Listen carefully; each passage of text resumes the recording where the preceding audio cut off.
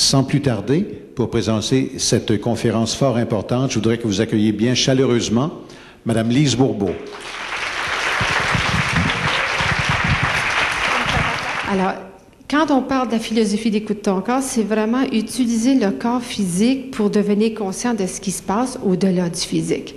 Hein, parce que c'est pas toujours évident de savoir ce qui se passe au plan émotionnel et mental. On se fait tellement jouer de tour par notre ego qu'on peut se faire à croire que quelqu'un ne nous dérange pas. On peut se faire à croire qu'on n'a pas de peur. On peut se faire à croire qu'on n'est pas angoissé. Hein? On est des spécialistes, les humains, à se faire des accroires. Tandis que le physique, lui, comme il est un reflet de ce qui se passe à l'intérieur de nous, le physique, il finit toujours par nous montrer qu'est-ce qu'on ne veut pas voir.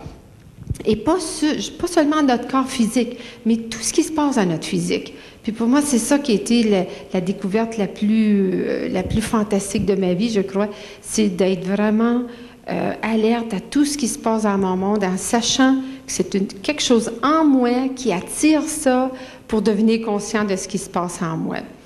J'étais plutôt du type à manger parce que j'étais supposée manger à l'heure, manger comme on se doit. Alors ça, je mets ça plutôt, moi, d'une personne qui mange par habitude ou qui c'est plutôt son mental qui dirige, hein? Qui va manger pour ne pas perdre, hein, qui regarde dans son frigo le soir puis qui a dit, bon, qu'est-ce que je mangerais bien? Bon, on va manger telle chose avant que ça se perde. Ça, c'est de manger, c'est pas aller vérifier qu'est-ce qu'on a besoin. C'est notre tête qui dit, faut pas gaspiller, c'est mal de gaspiller. Puis après ça, on se demande, tu sais, on prend des restants, puis on se met ça dans le corps, des choses qu'on n'a même pas besoin. Puis après ça, on se demande comment ça se fait que les autres ne nous traitent pas d'une façon spéciale, tu sais. Nous, on ne le fait même pas. On mange des choses qu'on n'a même pas besoin, hein? Et il y a d'autres personnes, par contre, qui mangent plus par appétit. Alors, manger par appétit, c'est le genre de personne qui se laisse influencer par ses sens. Alors, ça sent bon, ça goûte bon, ça a l'air bon. Tu sais. Alors, la personne, elle rentre, puis tout à coup, elle regarde dans les assiettes de la table voisine, tu sais, puis elle dit « Oh, ça a l'air bon, ce qu'il mange. » Elle demande à la serveuse « C'est quoi qu'il mange, le monsieur à côté? » Fait que, vous voyez, elle écoute le corps du monsieur à côté. Hein, puis il y en a d'autres. Vous voyez, alors ça, c'est la personne qui se laisse beaucoup influencer. Puis, alors, si la serveuse dit que le dessert vient avec le repas, ben ils prennent le dessert, ça vient avec. C'est sans même vérifier si c'est ça que vous avez besoin. Puis là, quand tu vas pour sortir, tu payes ton addition à la caisse, c'est un beau petit plat de bonbons. Ben 2-3 petits bonbons pour tout de suite, d'autres petits bonbons dans la poche pour demain. Hein? Et puis, c'est la dernière chose que votre corps a besoin, d'aller manger des bonbons en finissant de manger, parce que le mélange que ça fait au niveau de l'estomac, c'est que ça rend toute votre nourriture acide, ça rend votre digestion 3 fois plus difficile, tu sais, mais on pense pas à ça. On va même pas vérifier avec notre corps si c'est ça qu'il a besoin, on se laisse tenter. Mais ça, c'est le genre de personne qui, dans sa vie, fait la même chose. Dans sa vie, c'est le genre qui dit, bon, ben ce soir, je me repose, mais quelqu'un l'appelle, puis elle dit, je peux aller faire un tour? Elle dit, oui, viens, je n'ai rien à faire. C'est pas ça qu'elle voulait. Elle voulait se reposer toute la soirée. Mais non, elle se laisse influencer par les autres. Tu sais, il y en a plusieurs que je vois qui se reconnaissent là-dedans. Tu sais. Et ensuite, il y a un autre type de personne, celui qui mange par émotion. Alors, celui qui mange par émotion, c'est au lieu de vous demander si vous avez faim ou non, vous mangez pour remplir un vide. Ça vous arrive-tu des fois, vous êtes chez vous le soir, là, puis ça fait peut-être 1 heure, vous êtes sorti de table, vous savez que vous n'avez pas faim. Puis là, vous vous installez devant, rouvre le frigo, rouvre la porte d'armoire. Qu'est-ce que je mangerais bien? Hein? Ben, vous n'avez pas faim. C'est sûr que vous n'avez pas faim. Mais c'est comme si on sent un vide. On voudrait le remplir avec quelque chose. Alors ça, c'est une personne qui vit des émotions.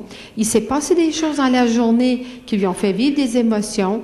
Et plutôt que de les regarder de face puis savoir qu'est-ce qui se passe, bien, ça nous fait vivre un vide à l'intérieur de soi parce qu'on n'est pas dans l'amour. Quand on est dans les émotions, on est dans l'accusation. Hein, quand vous savez, quand vous êtes choqué envers quelqu'un, vous vivez une émotion de colère, d'agressivité, de n'importe quoi, ça crée un vide à l'intérieur de soi. Et alors ça, c'est le genre de personne qui aurait grand intérêt à apprendre à sentir davantage, puis être plus conscient de ce qu'elle vit, puis des accusations qu'elle fait, plutôt que de vouloir remplir ça avec de la nourriture. J'ai aussi développé une façon de regarder le corps pour voir les blessures des gens. Si une personne souffre de rejet, bon, il y a 5 blessures, je vais en parler dans l'autre conférence. Le rejet, l'abandon, l'humiliation, la trahison et l'injustice. Et ça, c'est super intéressant aussi de pouvoir regarder une personne. On a juste à la regarder attentivement, puis on peut voir si elle a une de ces blessures-là ou quelques-unes de ces blessures-là. Puis ça nous aide à avoir beaucoup plus de compassion, de compréhension quand on sait qu'une personne, quand elle se sent rejetée, elle n'aura pas le même comportement qu'une personne qui se sent, disons, qui a peur d'être trahie. Alors, c'est encore d'autres choses qui nous aident beaucoup à améliorer nos relations, hein, de juste utiliser le corps physique pour savoir ça sur les gens. Et puis c'est sûr aussi que finalement, je me suis beaucoup spécialisée dans les malaises et maladies. Et ce que j'appelle la métaphysique, c'est-à-dire utiliser le physique pour savoir ce qui se passe au-delà du physique. Et puis dans les malaises, c'est ce que je fais surtout, c'est de regarder toujours le malaise empêche quoi? Est-ce qu'il m'empêche de faire quelque chose ou de dire quelque chose? Alors, on sait tout de suite que si il y a une partie de mon corps physique qui m'empêche ça, c'est que j'ai une façon de penser qui m'empêche ça. C'est sûr qu'il y a toujours une peur derrière, hein? Quand on s'empêche quelque chose, c'est parce qu'on a peur. Si je me crée quelque chose qui m'empêche de dormir, c'est que j'ai une façon de penser qui dit que j'ai pas le droit de dormir aussi longtemps que je veux. Puis c'était très vrai parce que dans ce temps-là, j'appelle ça mon pousseur, là, le pousseur en moi était très, très fort. Et aussitôt que je me reposais le moindrement, là, si je travaillais pas, une petite voix en dedans qui disait « Qu'est-ce que tu fais coucher? Là, t'as encore ça à faire. » là, tu sais. Fait que ça me réveillait, puis je me levais, puis j'allais faire ce que j'avais à faire. Vous voyez, il y en a d'autres que ça peut les empêcher de s'asseoir. Il y en a que ça peut être les hanches qui leur fait mal. D'autres, c'est le coccyx. C'est quelque chose qui vous fait mal quand vous êtes au repos. Votre corps est en train de vous dire, vous vous empêchez mentalement. Vous avez une façon de penser qui dit que vous n'avez pas le droit d'être au repos. Puis c'est pas vrai, ça. C'est pas vrai. C'est juste des peurs qu'on continue à entretenir. Tu sais, peur de pas être la bonne mère, peur de pas bien réussir. Enfin, on a tous chacun nos raisons. Pourquoi on fait des choses où on se pousse, où on s'empêche des choses.